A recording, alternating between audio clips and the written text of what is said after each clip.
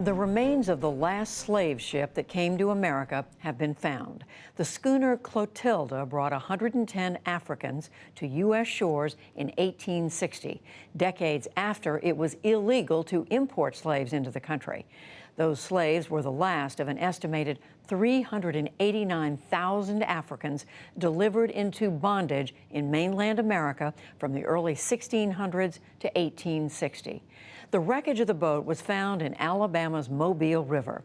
Megan Thompson has been reporting on the search, the history, and the meaning of it for those slaves' descendants. Here's her latest report. We are at the upper end of Mobile Bay. This is the route that Clotilda took on its illegal voyage to bring people here to Alabama to enslave them. James Delgado is a historian and maritime archaeologist who's researched the history of this inlet on Alabama's southern coast. Delgado says Mobile Bay has been an important place for trade for centuries. The trade that ultimately changes everything is cotton. By the time the Civil War breaks out, Mobile is exporting over 500,000 tons of cotton. It's the basis of the entire economy, not just for the Mobile area, not just for Alabama, but for the entire South. In 1860, buying and selling slaves was still legal and slave labor was in high demand. But importing slaves had been illegal for more than 50 years. A wealthy Mobile landowner named Timothy Maher made a bet he could pull off an illegal run to Africa, where slaves were much cheaper than in America. Maher paid Captain William Foster to sail the Clotilda to what was then the Kingdom of Dahomey. Foster purchased just over 100 slaves and returned to Alabama, sneaking into Mobile Bay and then north into the Mobile River under the cover of night.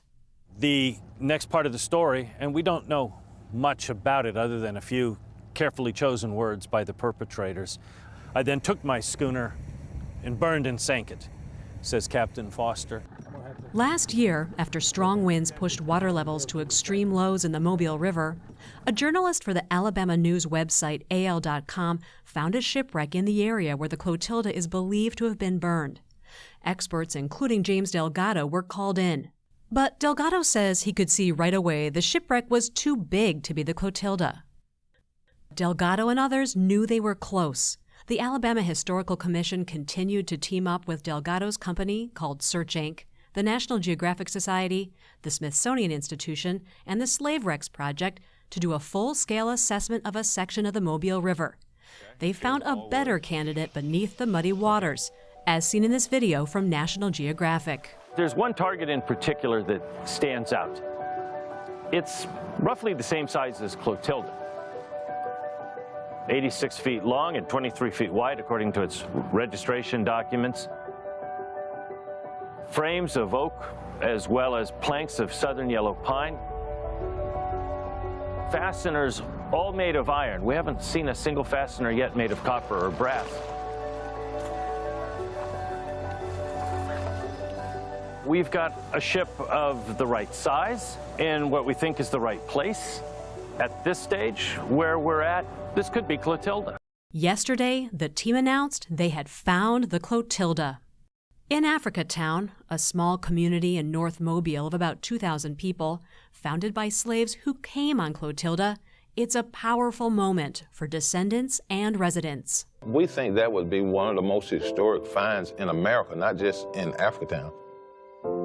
The whole story becomes life and becomes true.